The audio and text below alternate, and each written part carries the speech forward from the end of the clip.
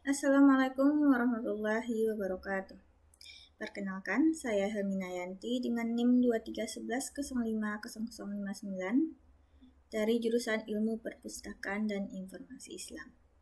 Pada kesempatan kali ini, saya akan memberikan tutorial cara menginstal Enlistlet versi source code menggunakan XAMPP, di mana di dalam penginstalan ini saya juga akan menyajikan cara mengisi katalog RDA menggunakan March. Yang kedua, mengisi keanggotaan. Yang ketiga, dan kemudian melakukan pengembalian dan peminjaman di bagian sirkulasi. Langsung saja kita pada tutorialnya.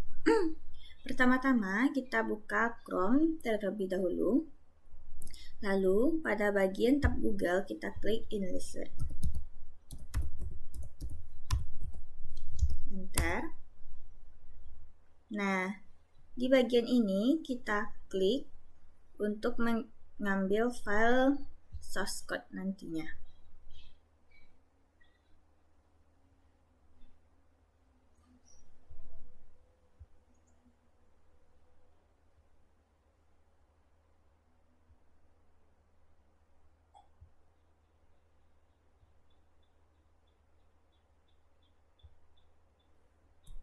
Nah, ini adalah tampilan awal dari beranda Enlistlet tadi. Untuk kita mendownload file source code-nya, kita masuk ke bagian installer, kemudian klik platform PHP open source.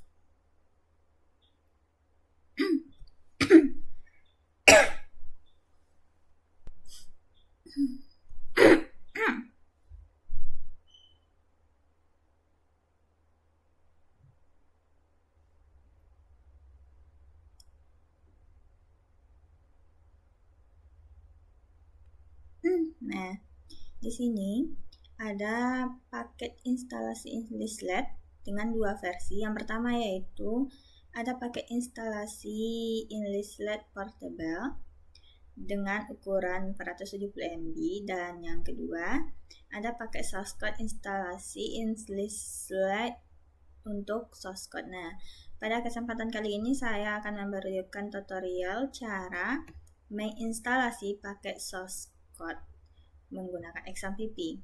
Kita klik saja tautan ini yang kira-kira ada 367 MB dan database kosong yang nantinya akan kita gunakan untuk mengimport di bagian localhost. Kita klik saja. Lalu kita membutuhkan aplikasi XAMPP, di mana aplikasi XAMPP ini merupakan versi lama karena pengembang sebelumnya menggunakan XAMPP versi lama yaitu 5.6.19.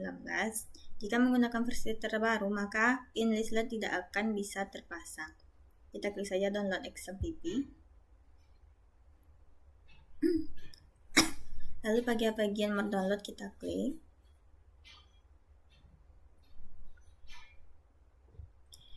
Lalu kita klik bagian XAMPP Windows. Kemudian kita cari yang XAMPP versi 5.6.19.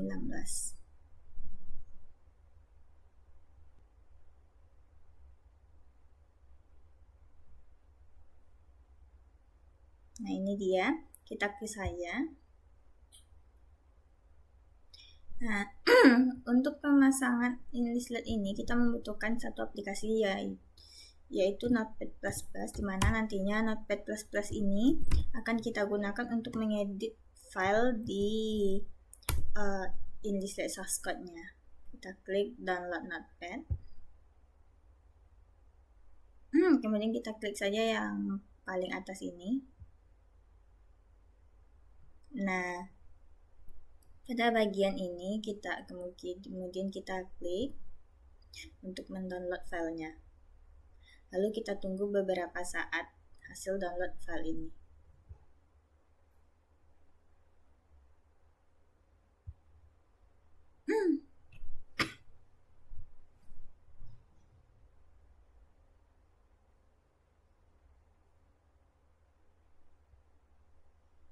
Kembali saja kita ke folder.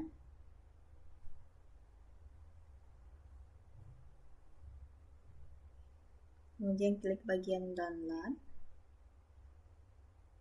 Nah, di sini sudah ada beberapa file yang terdownload yang telah kita buat tadi.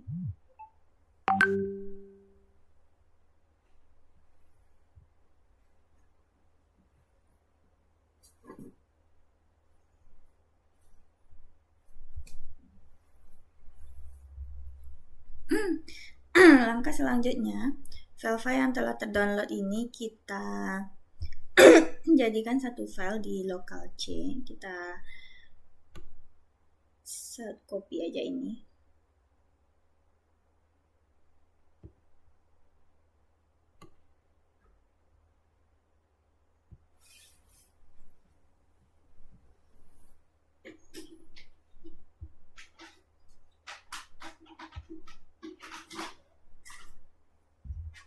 Kita klik new dan kemudian folder. Lalu kita buat misalnya bahan English Lab. Kita double klik folder tersebut, kemudian paste file-filenya. Nah, ini sudah ada 4 file yang akan kita gunakan untuk mendownloadnya. Pertama-tama kita install aplikasi XAMPP-nya terlebih dahulu. Double klik saja filenya.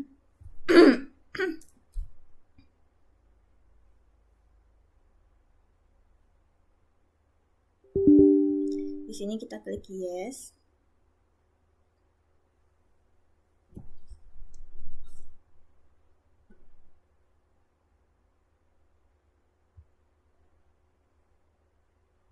Kemudian klik yes.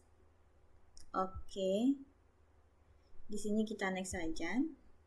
Di bagian ini kita hilangkan centang biru FileZilla, Mercury, Tomcat, Peer, Blizzard, dan Fixenma. Kita cukup menginstal yang bagian MySQL, PHP, dan PHPMyAdmin. Kita klik next. Di sini kita biarkan saja next. Di sini kita hilangkan centang birunya, kemudian next. Dan kita tunggu beberapa saat.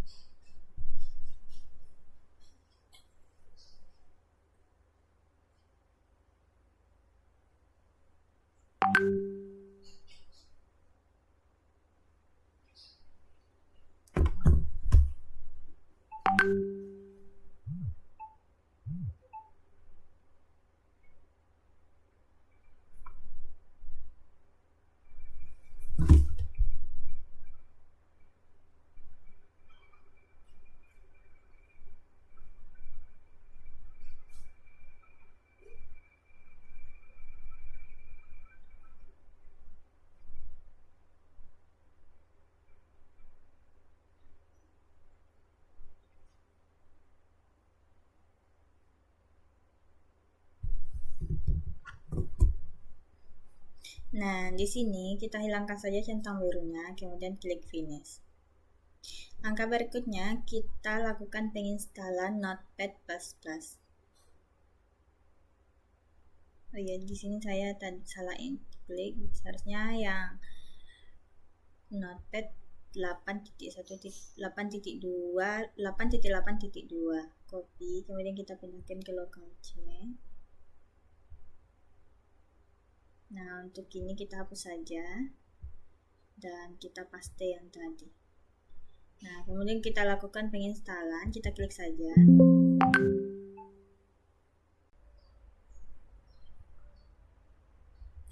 Nah, langkah selanjutnya yaitu kita akan melakukan penginstalan Notepad++. Kita double klik saja filenya. Di sini kita klik yes. Oke, biarkan saja English. Kemudian next. Saya setuju, agree, next, install.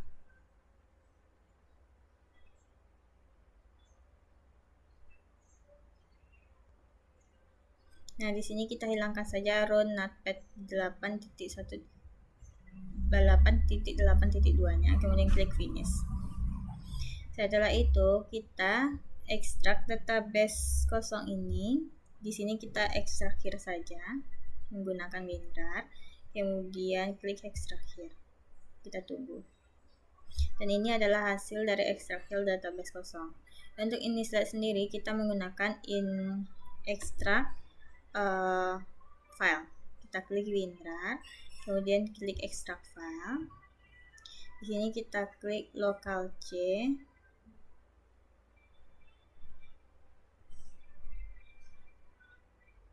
Kemudian klik Windows XAMPP, kemudian klik ht. Klik OK.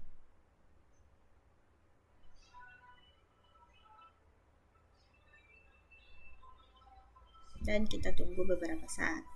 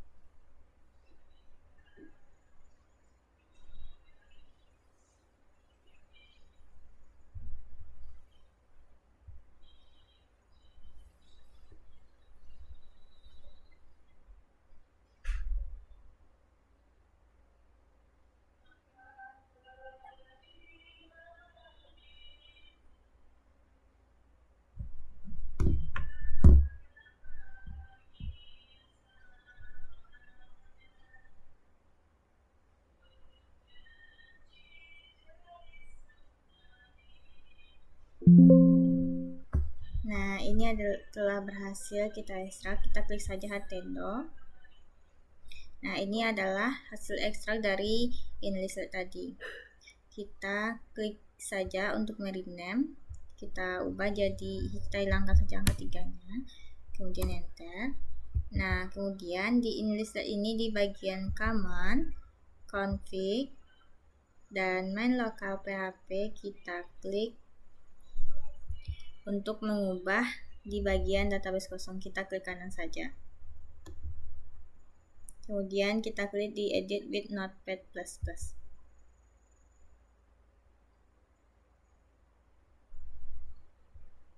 Nah, ini adalah hasil tampilannya.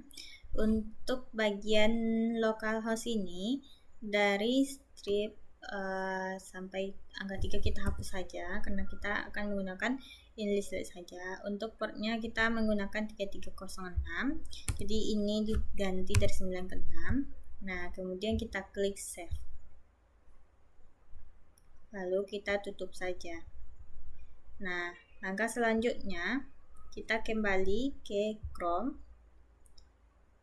Sebelum itu kita hidupkan kembali dahulu XAMPP-nya untuk melakukan pemanggilan di localhost.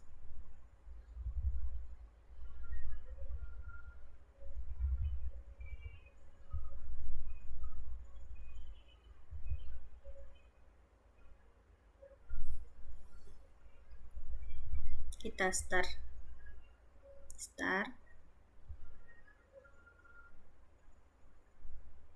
lalu kita minimize saja. Di sini kita klik localhost.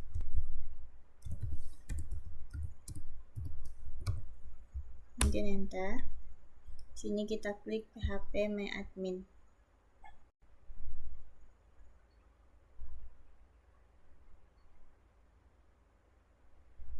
Kita buat basis datanya.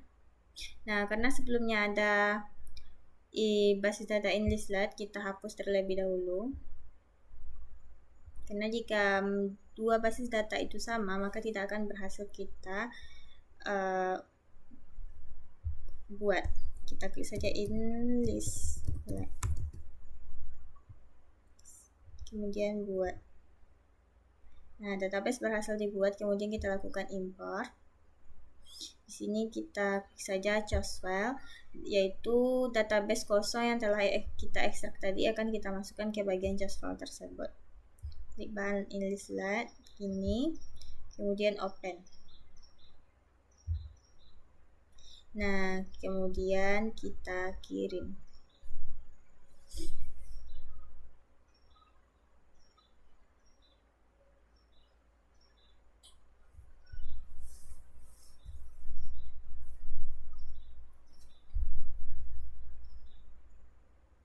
Nah, ini adalah hasil impor yang telah berhasil kita selesaikan. Langkah selanjutnya kita coba memanggil aplikasinya. Kita klik saja localhost /Enlistlet. Kemudian enter. Nah, ini adalah tampilan awal dari portal aplikasi Enlistlet. Kita masuk saja bagian back office.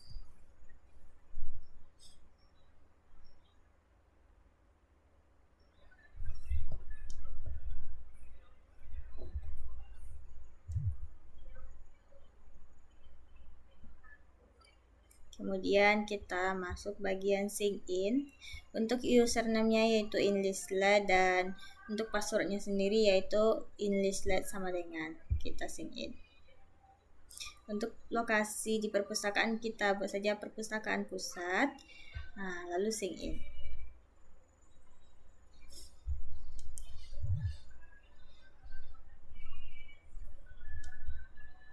Nah, ini adalah tampilan awal dari beranda Enlistlet yang akan kita isinya nantinya di bagian katalog, keanggotaan, dan bagian sirkulasi.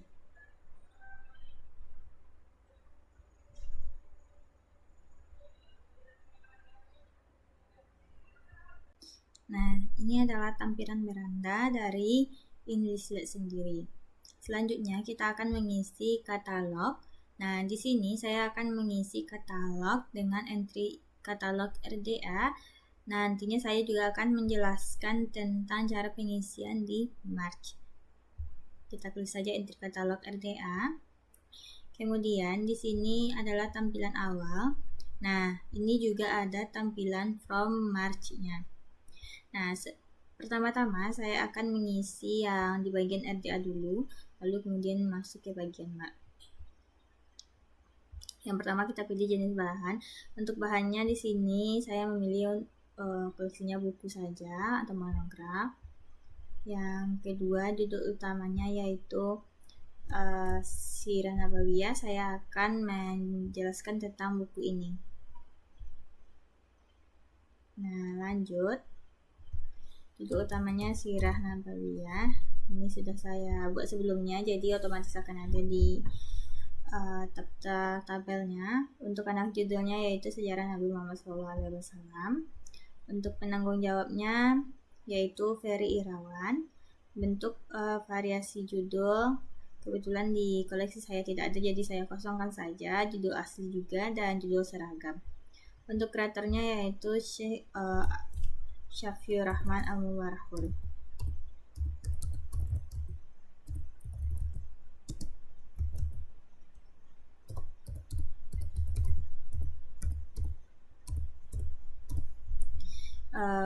Kemudian untuk pengarang tambahan jika ada, namun jika tidak ada cukup kosongkan saja. Kebetulan saya di sini koleksinya hanya satu pengarang. Untuk tempat penerbitan yaitu di Jakarta. Kemudian nama tempat terbit di Ummul Qura. Tahun ajarannya yaitu 2011. Nah, untuk di jumlah halaman, masukkan huruf Romawinya terlebih dahulu. Kemudian beri koma dan berapa halaman buku tersebut. Untuk ilustrasinya jika ada, dan dalam ilustrasi tersebut jika berwarna maka klik warna, namun jika tidak ada cukup ilus saja. Untuk dimensi kita buat 24 cm. Untuk bahan sertaan, kebetulan di koleksi saya ada peta, jadi saya buat saja peta. Untuk jenis isinya yaitu teks, jenis media tanpa perantara, jenis wadah volume, dan untuk edisinya yaitu edisi 1. Nah, kemudian untuk subjeknya di sini ada 2 subjek untuk saya, yaitu pertama nama orang yaitu Nabi Muhammad SAW. Kemudian untuk menambahkan subjek, kita pilih saja kata tanda tambah di sini. Nah, kita pilih tambah. Untuk ini kita buat saja nama depan.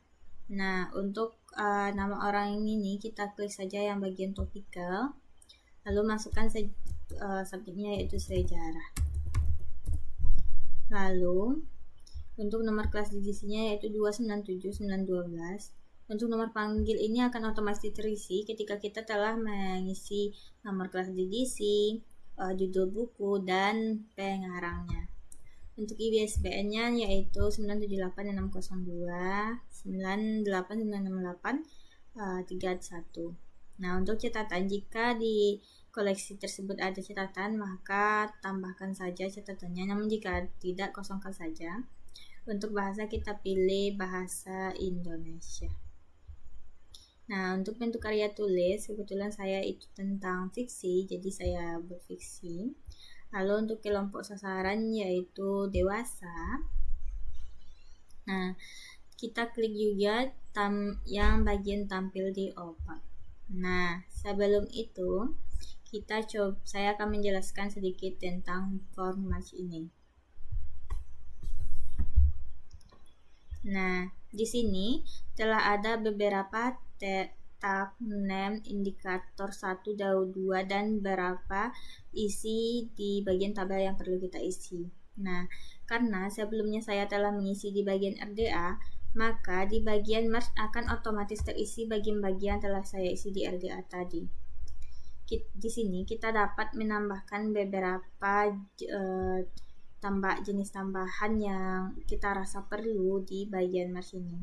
Nah, untuk nomor kendali sendiri, ini akan otomatis terisi ketika kita telah melakukan klik simpan di bagian ini nantinya. Ini akan otomatis terisi sesuai dengan otomatis dari aplikasinya. Dan tanggal dan jam pemakaian terakhir ini juga akan otomatis terisi nantinya. Nanti akan saya lihatkan di bagian video akhir. Nah, untuk karakteristik bahan sertaan nantinya juga akan otomatis terisi. Nah, untuk ruas tetap deskripsi fisik di sini sudah ada. Untuk unsur data yang panjangnya tetap di sini juga sudah. Nah, untuk ISBN juga di sini sudah terisi.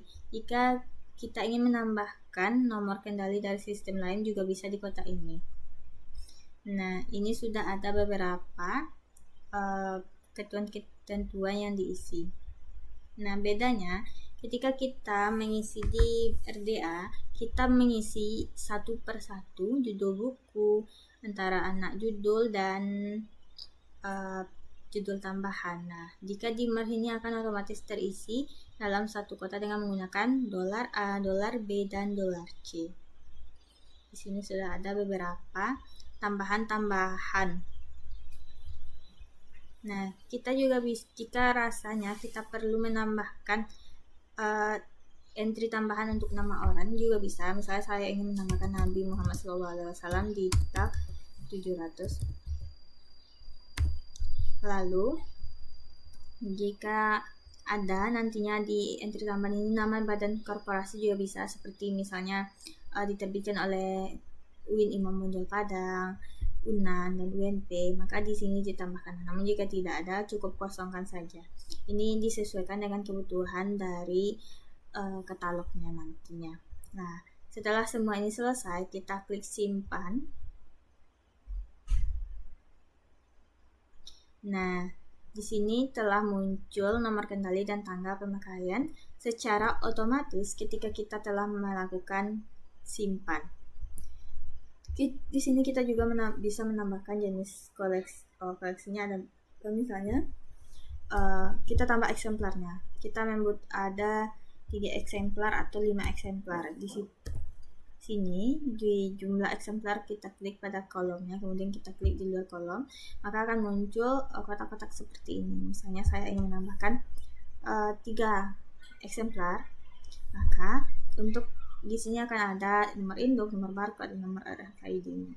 Nah, untuk nomor induk sendiri saya akan mengisi 001. Untuk nomor induk dan nomor barcode, nomor RFID ini boleh berbeda, teman-teman, tergantung dari pengaturan dari perpustakaannya sendiri.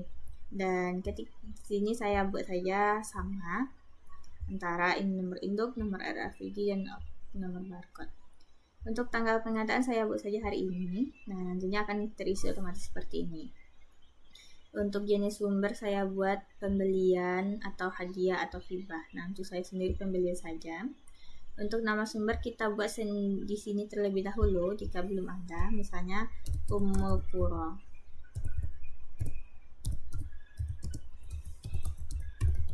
Nah, kemudian kita buat alamatnya misalnya di Jakarta. Lalu untuk nomor telepon dan fax ini opsional, teman-teman, bisa diisi juga bisa tidak. Nah, di saya kosongkan saja dan klik simpan. Nah, nantinya di sini akan otomatis terisi. Untuk fisiknya saya pilih buku, kategori koleksi umum. Untuk akses dapat dipinjam. Untuk lokasi perpustakaan di perpustakaan pusat, lokasi ruang baca umum. Ketersediaan itu tersedia. Di sini juga ada beberapa ketentuan, misalnya tidak diketahui, rusak, dalam perbaikan, dalam pengadaan, dan diolah. Nah, di saya buat saja tersedia. Untuk mata uang seni rupiah, untuk harganya yaitu sekitar 100.000. Nah, untuk nomor panggil akan otomatis terisi nantinya. Kita cukup mengklik saja. Nah, lalu klik simpan. Lalu kita bisa juga menambahkan covernya di sini. Kita klik saja bagian brosur. Lalu kita cari di bagian picture, gambar bahan English yang telah saya sediakan tadi. Kemudian kita klik covernya ini, kemudian open. Lalu klik unggah. Nah, ini adalah hasil unggahan yang telah berhasil kita buat tadi. Nah, ini dia untuk koleksinya. Ini adalah eksemplar yang telah berhasil kita buat tadi. Nah, lalu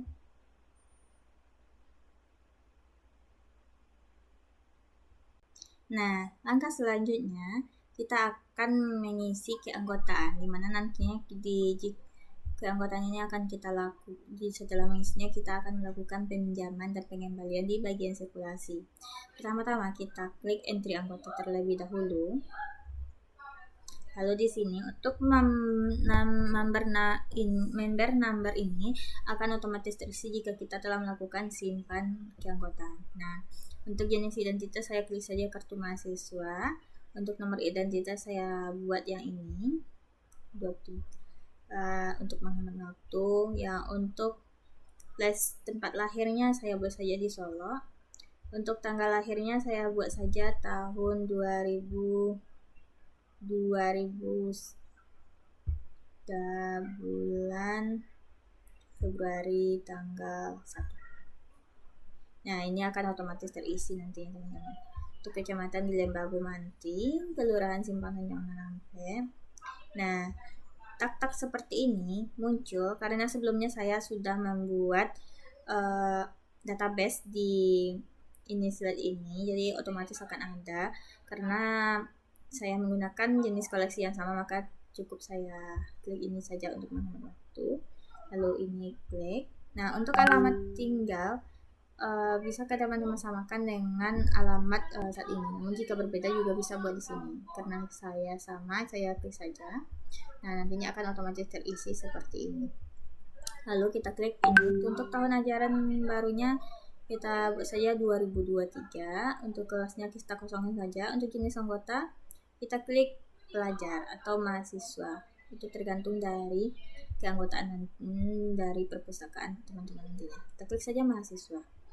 Untuk status perkawinan kita klik saja belum menikah, agama Islam, unit kerja di unit kerja 001.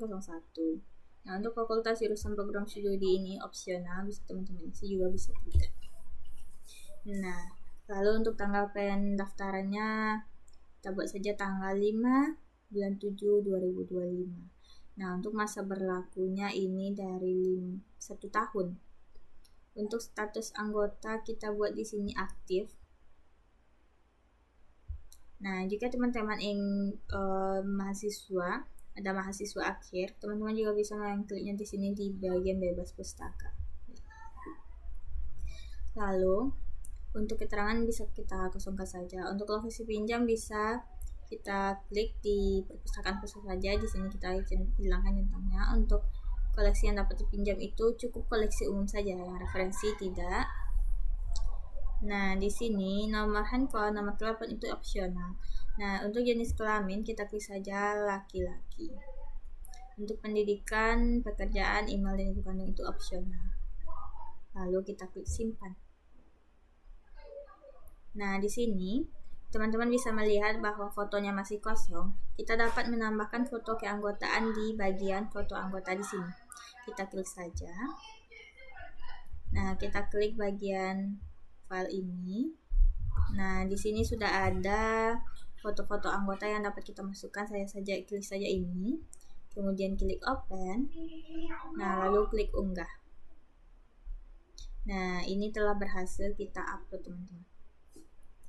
Langkah selanjutnya, kita juga dapat melihat untuk mencetak kartu anggota, kita dapat klik di sini. Nah, ini adalah filenya. Kita coba buka di bagian folder.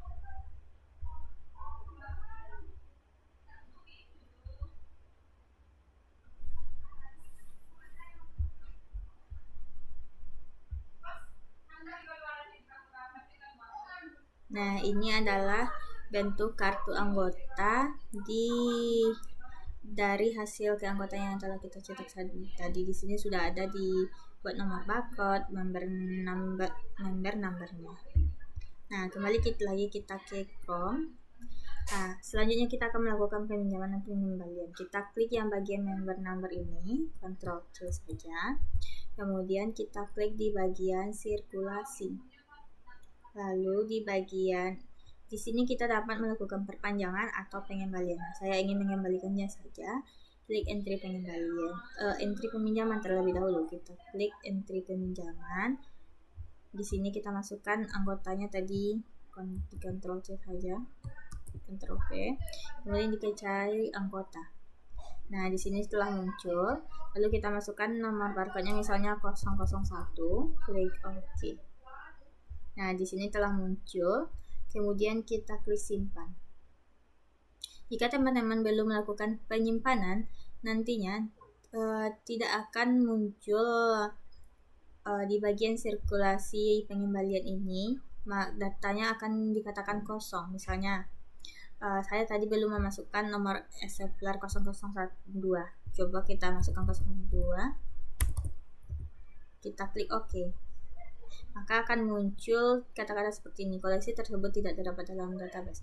Sedangkan kita masukkan kode 001 yang telah kita masukkan tadi, maka kita klik di sini, maka ini akan berhasil dikembalikan. Nah, itu sekilas dari penjelasan tentang pengembalian dan peminjaman tersebut. Di sini juga dikatakan ada keterangan, misalnya jatuh tempo atau belumnya.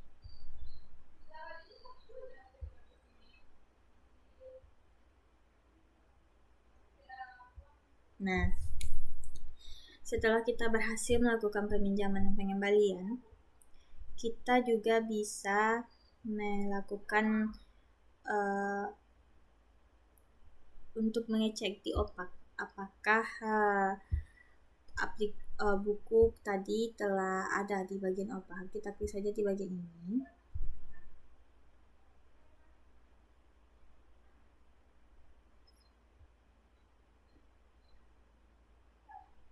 Nantinya di OPAK inilah akan muncul, maaf, sepertinya jaringan saya bermasalah.